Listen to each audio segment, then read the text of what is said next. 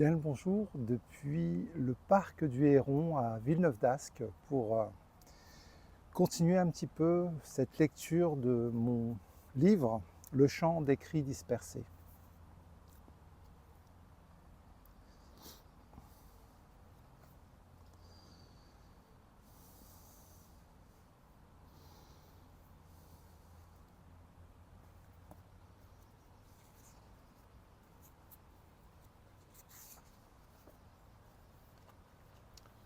Je commencerai par le portail alchimique.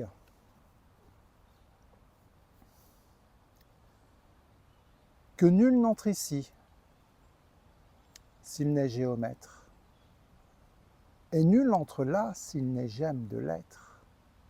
Pierre philosophale taillée et polie au cœur, temple sacré sur terre et enlacé aux cieux en cœur. Nous ne sommes que des êtres passants, et le passage en est la porte à tous les versants. Pour un retour à l'unité, telle est notre vocation, où tout ce qui monte converge, d'être humain habité d'absolu et accueillant l'abnégation qui est nécessaire pour traverser le voile de la Maya, et s'en retourner comme autant de gouttes d'eau à l'océan de l'au-delà. Cherchez et vous trouverez. Frappez et l'on vous ouvrira.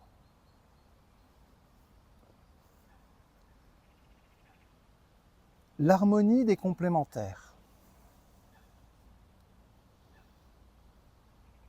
Par yin et par yang, par le jour obscur et la nuit claire, du chaos au Tao, entre ciel et terre, par le faisceau vertical du Père solaire et la ligne d'horizon de la mer lunaire, par le mont et la caverne, l'apparent et le caché, l'absolu, le tout autre, ou encore le grand tout comme autant de noms de la déité, toi, comme moi, ne sommes que des parcelles de cette unité. Et par l'excellence de la voie du juste milieu, le cheminement vers la cime n'est que convergence vers le sublime, vers le merveilleux. Le chemin qui ne ment pas et décime les illusions de la séparation avec bienveillance, pour un retour à la maison mère et confirmer les réminiscences. Vous savez, celles qui vont de pair avec la Sainte Alliance.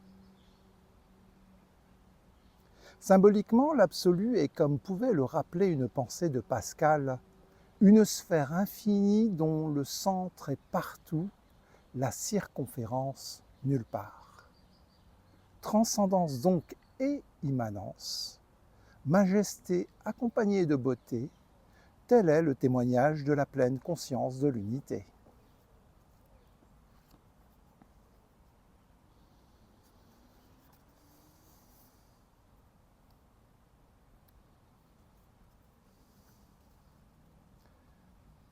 Le buisson ardent ou l'être absolument. Ehyeh Asher Ehyeh. Je suis celui qui est. Telle est la fulgurance, la réalité de l'unicité de l'être. Il est le divin, le roi, le majestueux, le créateur, le superbe, le Très-Haut, notre Père, le transcendant. Elle est la divinité, la miséricorde, l'amour, la compassion, la beauté, la douceur, notre mère, l'immanence. Il est le premier, elle est la dernière, l'alpha et l'oméga. Il est intériorité, elle est extériorité, l'ésotérique et l'exotérique. Il est au-delà de tout ce que l'on peut imaginer. Et en même temps, où que vous vous tourniez, là est son visage, sa présence. Harmonie des contraires, des complémentaires, au-delà de toute définition, l'ineffable réel et réalité de l'indicible. On peut essayer de dire ce que la divinité n'est pas. On peut aussi essayer de dire ce que le divin est. Il est ce qu'elle est, lui qui lui, jour et nuit, verticalité de la nuit et horizontalité du jour, majesté et beauté en clair-obscur, tel est le schéma divin et matrice de la divinité en témoignage de l'unité.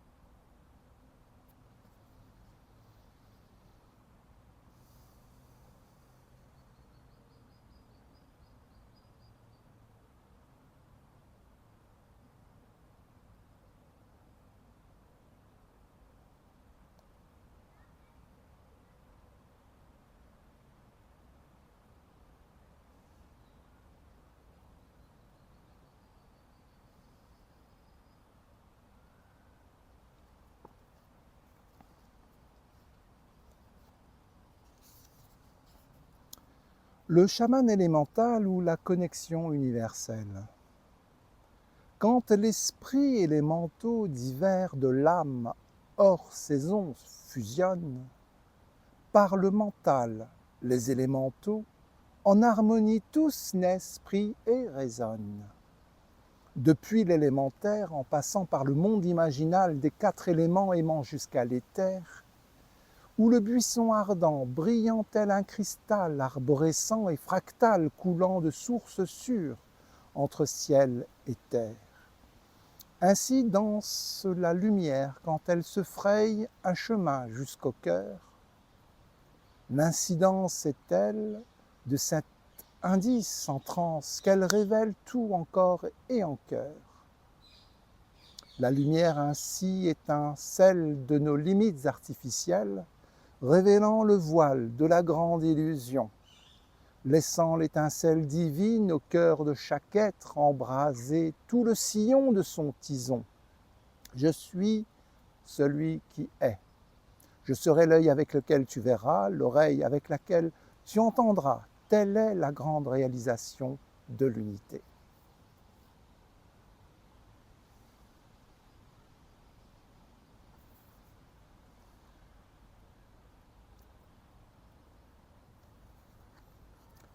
Le fleuve de l'oubli.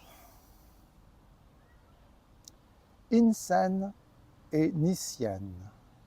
Être humain et amnésie. Un jeu de mots arabe sous forme d'anagramme nous enseigne que l'être humain est oublieux par nature, que cela participe de son être et de sa fragilité, qu'il est l'oubli même de ce qu'il est et, a fortiori, de celui qui est. Le retour à la maison mère nécessite donc un effort presque surhumain pour se rappeler du chemin ascendant où tout ce qui monte converge. Connaître, c'est se souvenir. Se connaître, c'est connaître l'être absolu, un et sans second. Goûter à la vibration de la non-dualité et ainsi s'éveiller à l'illusion de la séparation. Certes, nous sommes une partie du tout, mais cette partie peut être tentée par l'insolent mirage de l'autonomie. Il y aurait le moi-je d'un côté et il y aurait le tout autre de l'autre. Le chemin est donc encore long, mais néanmoins habité de nostalgie, où tout est possible. C'est l'histoire d'une vie, voire plus, qui sait, si ce n'est celui qui sait. Et si l'été, le célèbre fleuve de l'oubli, est une réalité, cela est sûrement une nécessité pour nos êtres limités. Une sorte d'effacement de nos errances, une véritable miséricorde. Pour un départ nouveau où tout est à synthétiser, sans contrainte de nos anciens excès, de nos antiques schémas d'épreuves et autres traversées du désert. Pour enfin reconnaître le nom, le schéma divin, il s'agit bien sûr de réminiscence et de l'ultime réalisation du témoignage de l'unité.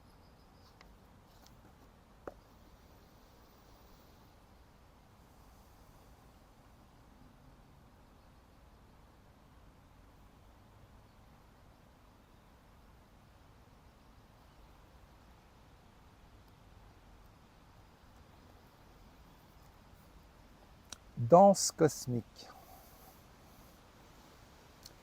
C'est par la posture verticale et assumée de l'Axis Mundi que le derviche se fait tourneur et laisse faire les sphères célestes entrer en résonance dans un vortex incandescent avec la sève de son cœur, avec l'esprit.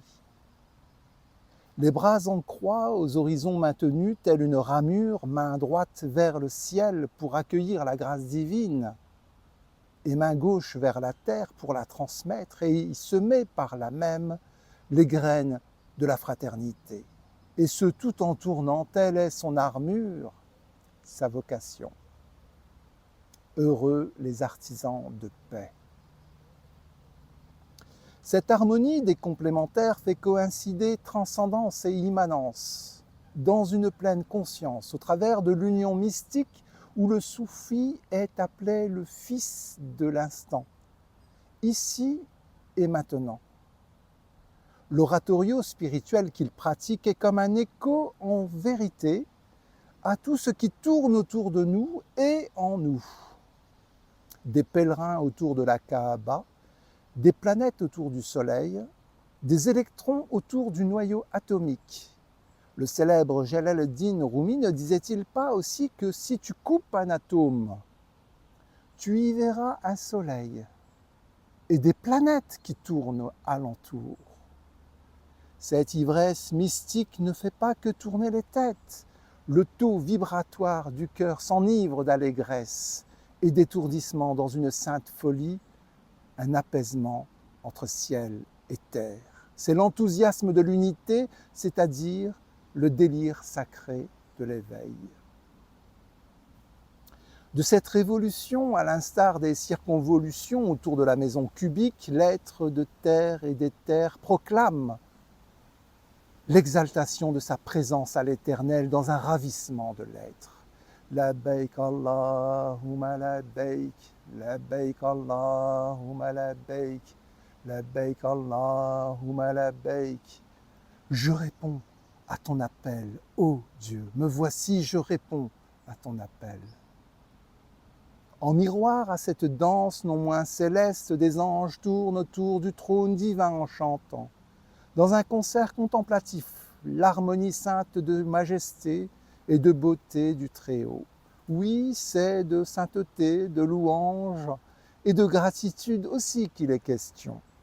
C'est la transcendance, le cœur apaisé, quand, par la rotation de la Sète, le mystère du Saint cire secret au cœur s'incarne en son corps spiralé. Et mille ondes phosphorescentes, lumière sur lumière.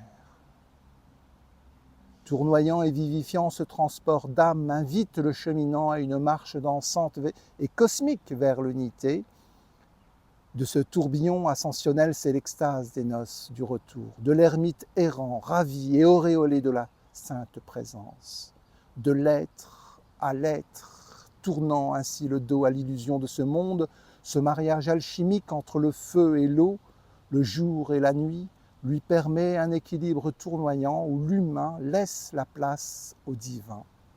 Quand l'âme agit en s'effaçant de son trop-plein d'ego, son cœur réhabilitant sa fonction de temple par l'humilité, se teinte finalement de sainteté quand l'âme est purifiée du tonnerre de l'éveil.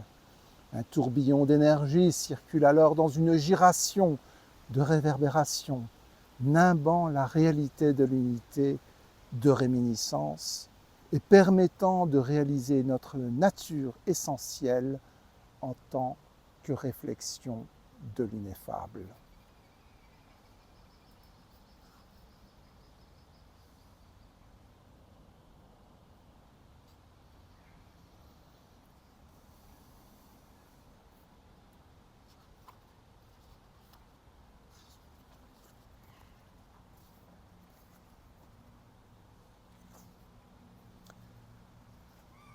Le son primordial,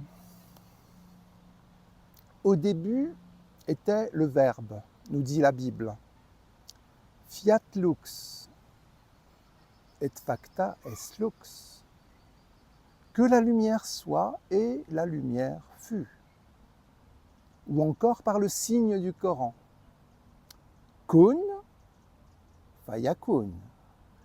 Soit et la chose est. Sans oublier le souffle vital des Upanishads.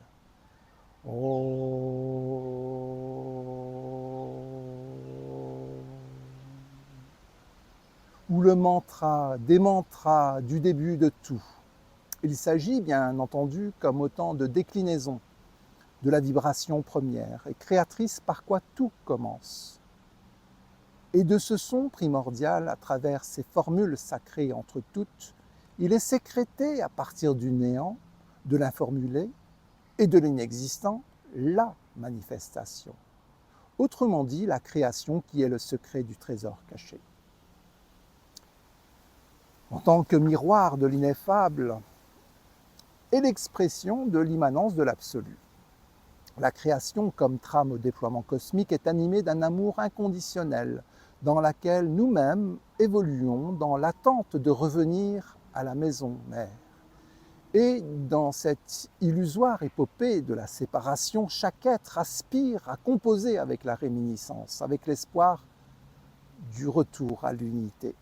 Tout l'art, alors, est d'entrer en résonance avec la source, en se réglant au diapason universel, où tous les chants que nous produisons par l'intention purifiée se doivent d'être comme un écho en réalité de ce qui est. Ceci n'étant pas seulement qu'une parabole. En effet, comme peuvent le montrer, par exemple à notre niveau de compréhension, ces beaux dessins divins, à travers ce que l'on appelle la cinématique, ou la visualisation du son, qui sont une véritable icône de la vibration.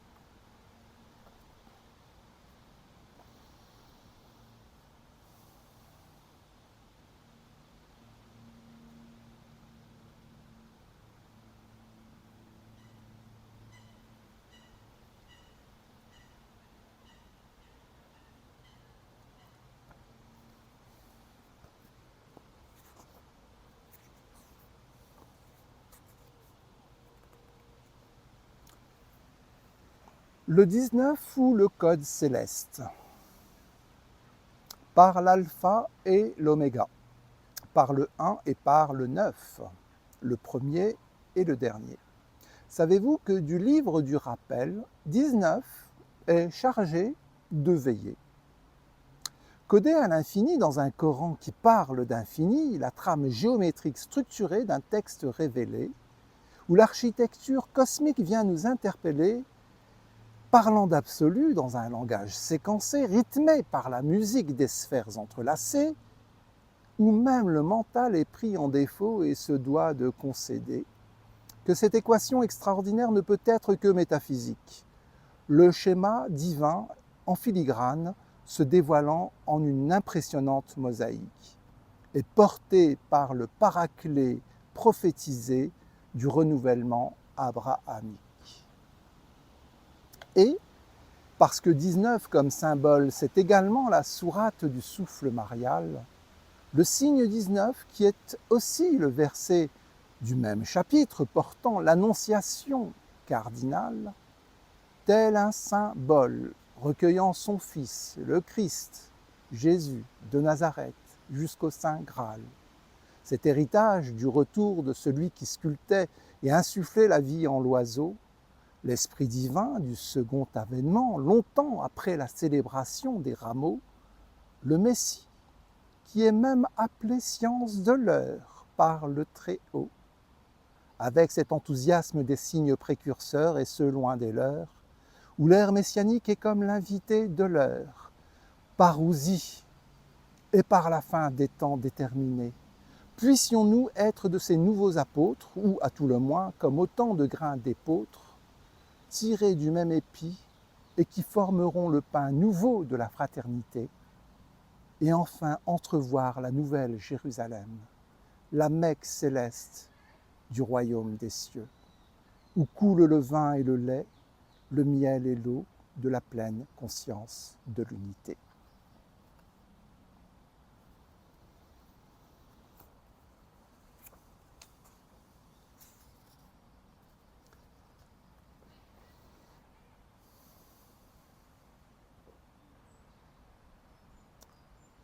trésor caché et pleine conscience de l'unité.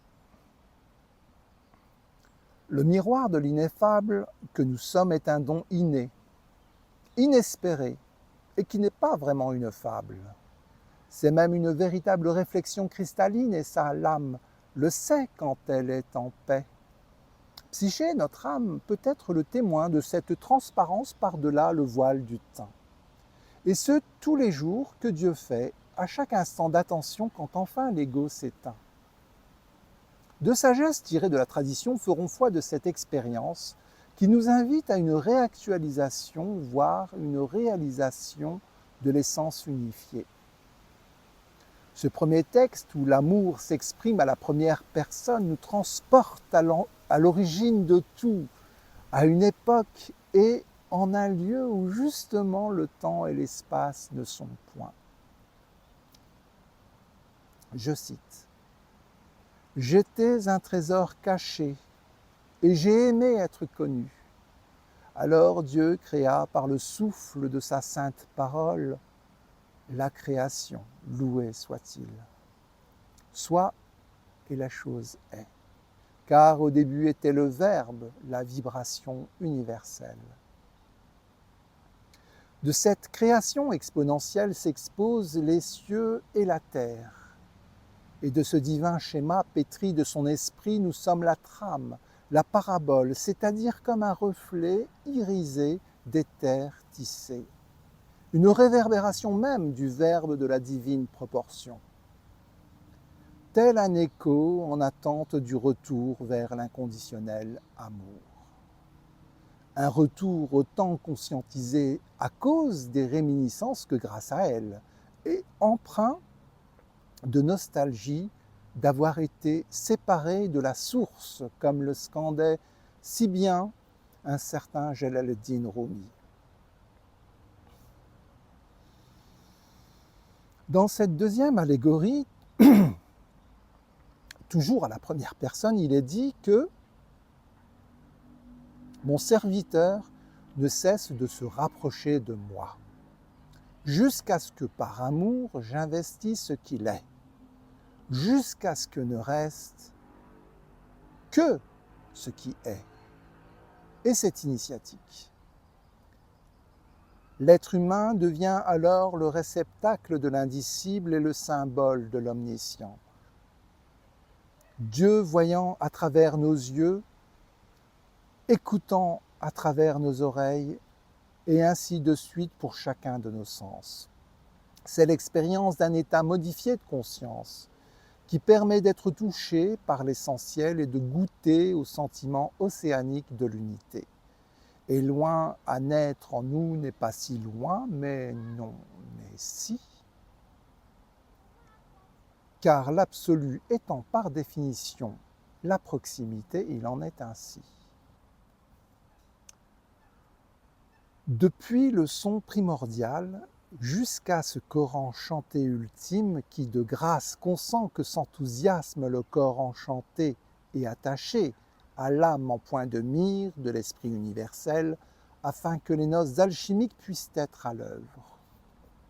La mort du corps n'étant que la mort du corps périssable, l'âme or quitte alors le corps plomb, son enveloppe, car éternelle est sa raison d'être et parce qu'elle participe elle-même de l'éternel. L'absolu se mirant dans le cœur du cheminant amoureux qui lui-même dans la contemplation l'admire et l'aime en l'adorant. Puissions-nous être de ces âmes apaisées et agréées, parce qu'alchimisées, d'être enfin de retour à la maison mère, à l'unicité de l'être en témoin de ce qui est.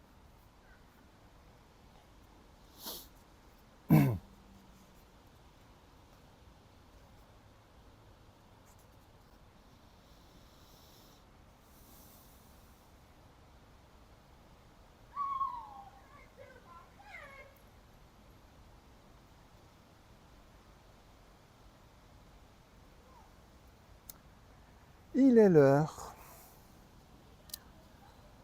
L'univers m'embarrasse et je ne puis songer que cette horloge existe et n'est pas d'horloger. Parole de Voltaire. N'est-ce pas là une belle allégorie du chercheur en quête d'absolu? Il est dès lors temps et or espace que cet or logé au cœur, comme reflet du trésor caché, se révèle et se cristallise enfin de la lumière du bien-aimé. L'être humain se réveillant de tous les mirages ou l'orgie, au pâle écho dépoli du plomb débauche résultant de ces orgies, comme autant d'idoles prétendant à l'infini ainsi qu'à l'illusion de l'autonomie. Ô mes serviteurs qui avez commis des excès à votre propre détriment, ne désespérez pas de la divine compassion. C'est un verset ainsi qu'un signe du Coran, où ce qui est rappelé, c'est que tous les péchés sont pardonnables et pardonnés, sauf celui de rater sa cible, en l'occurrence l'unicité ou le principe de non-dualité. À repousser sans cesse l'inéluctable réel, Dieu exalté soit-il, on ne fait que repousser l'échéance ultime de notre questionnement existentiel le plus intime. Et même en passant par le pari de Pascal, il est encore temps d'accueillir la finalité entre terre et ciel et l'amour inconditionnel.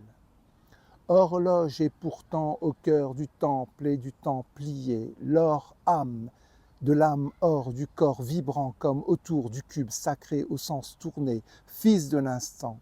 Il est à chacun de ces pans de la pensée, le temps de l'unité, où se retrouvent en cœur le cœur et l'éternité.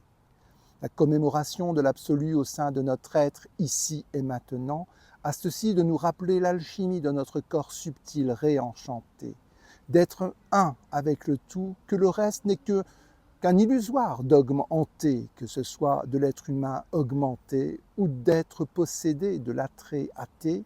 Osons donc réconcilier notre ontologie malmenée et qu'enfin remiroitée, notre signature vibratoire réponde en écho, tel un reflet à ce qui est, le sublime, le Très-Haut, notre Seigneur.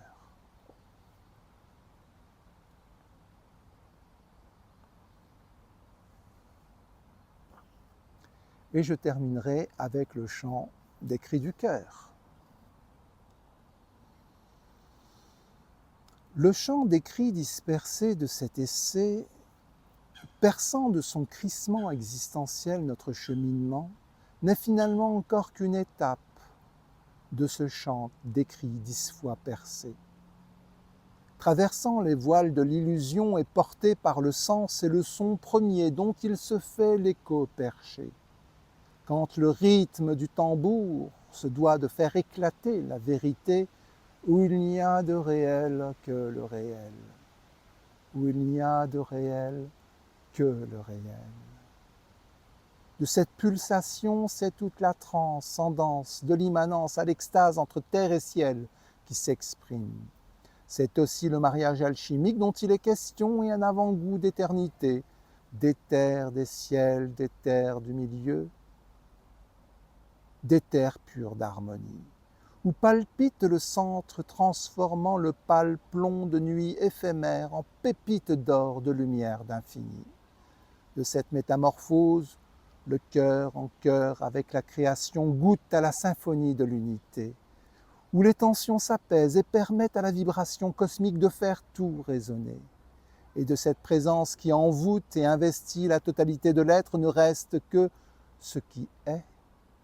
Le temple ainsi purifié de nos inconséquences illusoires laisse entonner enfin la langue des oiseaux, donc par celui du cantique des âmes oiseaux, qui ne sont que des parcelles d'un grand tout, enfin de retour vers le Très-Haut, le tout rayonnant d'amour. Les temps pliés et l'espace aussi de cet instant d'éternité sont tels la danse ou la murmuration d'un vol des tourneaux, où sont synchronisés les mouvements et les chants du cœur, en apparence seulement dispersés. et qui forment cette géométrie sacrée et cette allégorie des chiffres et des lettres. Symbole et archétype de l'oiseau mythique et âme du monde, si morgue, c'est-à-dire par le un et par le multiple, ils étaient 30, ils étaient un, juste un écho en témoignage de ce que l'on nomme l'unicité de l'être, ou encore la non-dualité, la pleine conscience de l'unité. La ilaha illallah, la ilaha illallah, la ilaha illallah, la ilaha illallah.